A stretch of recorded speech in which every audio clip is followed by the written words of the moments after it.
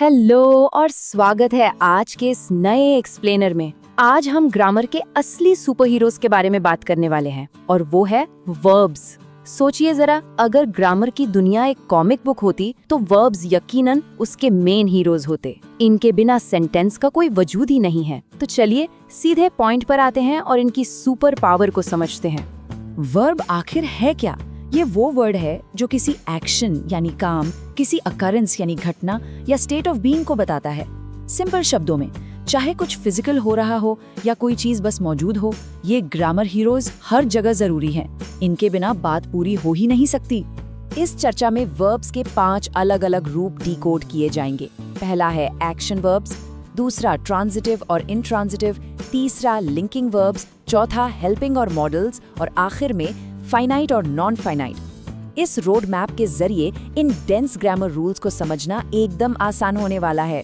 तो शुरुआत करते हैं सबसे पहले हीरो से, यानी द इंजन एक्शन वर्ब्स। ये एक्शन वर्ब्स 2 तरह की होती हैं। एक तरफ है फिजिकल एक्शंस जो हमें साफ साफ दिखाई देते हैं, जैसे किसी बच्चे का दौड़ना, कूदना या कुछ लिखना, रन, जंप, राइट। और दूसरी तरफ होते हैं मेंटल एक्शंस, जैसे एक शेफ अपने दिमाग में किसी नई रेसिपी के बारे में सोच रहा हो। थिंक, बिलीव या इमेजिन, दोनों ही सिचुएशंस में एक्शन एकदम क्लियर है। लेकिन एक सवाल उठता है, तब क्या होता है जब किसी एक्शन को एक रिसीवर की जरूरत होती है? बिल्कुल कैच के गेम की तरह, जहां बॉल फेंकने वाले के साथ साथ उसको पकड़ने वाला भी तो चाहिए ना। ये एक्शन की एनर्जी आखिर कहाँ जाती है? यहाँ आता है हमारा दूसरा कॉन्सेप्ट, ट्रांजिटिव और इंट्रांजिटिव वर्ब्स का डिफरेंस। ट्रांजिटिव वर्ब्स वो होते हैं जिन्हें अपना मीनिंग पूरा करने के लिए एक डायरेक्ट ऑब्जेक्ट की जरूरत होती है। इसे पहचानने की ट्रिक बहुत सिंपल है।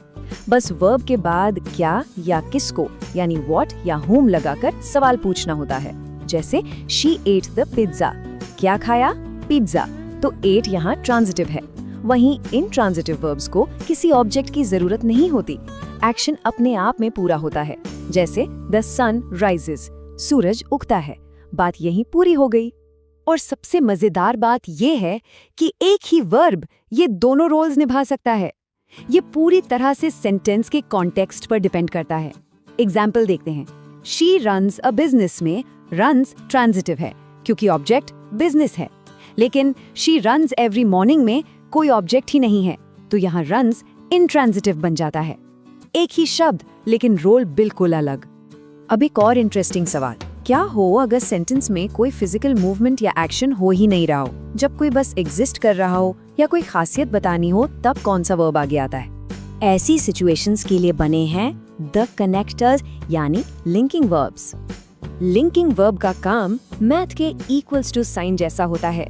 ये सब्जेक्ट को सेंटेंस के किसी ऐसे वर्ड से कनेक्ट करता है जो उसकी पहचान बताता हो, जैसे इज, सीम्स या स्मेल्स। ये वर्ब्स कोई भारी भरकम एक्शन नहीं करते, बस चुपचाप सब्जेक्ट को उसकी खासियत से लिंक कर देते हैं। इन्हें पहचानने का एक बहुत ही शानदार और क्विक तरीका है is, was, test. Main verb को हटाकर उसकी जगह इज या वॉज लगाकर देखिए। अगर द फूड स्मेल्स गुड बन जाता है द फूड इज गुड और उसका सेंस बिल्कुल सही निकल रहा है, तो गारंटी के साथ वो एक लिंकिंग वर्ब है। अब स्टोरी में एक नया ट्विस्ट आता है। क्या होता है जब मैं हारो अकेला पड़ जाए और उसे एक भरोसेमंद साथी यानी एक साइड किक की जरूरत पड़े? चलिए देखते हैं अपना चौथा टॉपिक, साइड किक्स, हेल्पिंग और मॉडल्स। इस ग्रुप में सबसे पहले आते हैं प्राइमरी ऑक्सिलरीज, बी, हैव और डू। ये वो जरूरी हेल्पर्स हैं जो टेंस, वॉइस या मूड सेट करते हैं ताकि मेन वर्ब पूरे कॉन्फिडेंस के साथ सेंटर स्टेज ले सके। जैसे कंटिन्यूअस टेंस बनाने के लिए इज या आर और परफेक्ट टेंस के लिए हैज या हैव का इस्तेमाल किया जाता है। इसी ग्रुप का एक बहुत ही स्पेशल हिस्सा है मॉडल ऑक्सिलरी वर्ब्स। ये एबिलिटी, पॉसिबिलिटी या फिर किसी ऑब्लिगेशन को दिखाते हैं। इनके लिए बस एक गोल्डन रूल हमेशा याद रखना चाहिए, मॉडल्स के बाद हमेशा वर्ब की बे फॉर्म आती है। यहाँ ना टू लगेगा और ना ही वर्ब के आगे एस। इसलिए हमेशा कहा जाता है शी कैन स्विम, ना कि शी कैन टू स्विम। यहाँ एक मजेदार चीज नोटिस करने वाली है, बस एक सिंगल मॉडल वर्ड बदलने से पूरे सेंटेंस का एटीट्यूड ही बदल जाता है। कैन लगाने से एबिलिटी बताई जाती है। मस्ट लगा दें तो वो एक स्ट्रिक्ट रूल या कंपल्शन बन जाता है, और अगर शुड का यूज हो तो वो एक अच्छी सलाह या एडवाइस बन जाती है। अब आते हैं एक आखिरी और बहुत ही इंटरेस्टिंग सवाल पर। क्या कोई वर्ब किसी नाउन या एडजेक्टिव का डिस्गाइज पहनकर एक भेरूपिये की तरह आ सकता है? यही है हमारा 5वां और आखिरी topic, the shape shifters, finite और नॉन फाइनाइट वर्ब्स।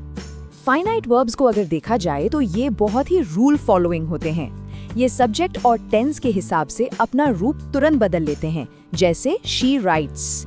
पर नॉन फाइनाइट वर्ब्स एकदम जिद्दी और आजाद होते हैं। सब्जेक्ट चाहे जो भी हो, ये बिल्कुल चेंज नहीं होते और सेंटेंस में कभी भी एज अ मेन वर्ब काम नहीं कर सकते। ये नॉन फाइनाइट वर्ब्स 3 अलग अलग शानदार रूप ले सकते हैं। पहला है इन्फिनिटिव, जहां वर्ब से पहले टू लगता है, जैसे टू लर्न।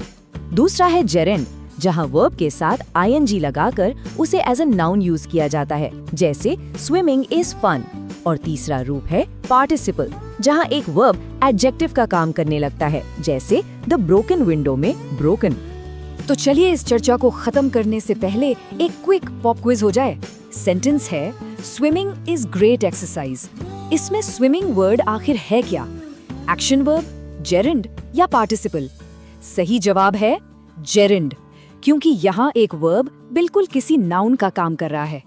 वर्ब्स की इन सभी वैरायटीज और पावर्स को समझने के बाद एक बात तो तय है कि इनके बिना किसी भी लैंग्वेज का बेस खड़ा ही नहीं हो सकता। जरा सोचिए, इन ग्रामेटिकल सुपर हीरोज के बिना हम अपनी रोजमर्रा की जिंदगी का एक सिंपल सा थॉट भी कैसे एक्सप्रेस कर पाते। नए कॉन्सेप्ट्स को ऐसी ही क्यूरियोसिटी के साथ एक्सप्लोर करते रहिए।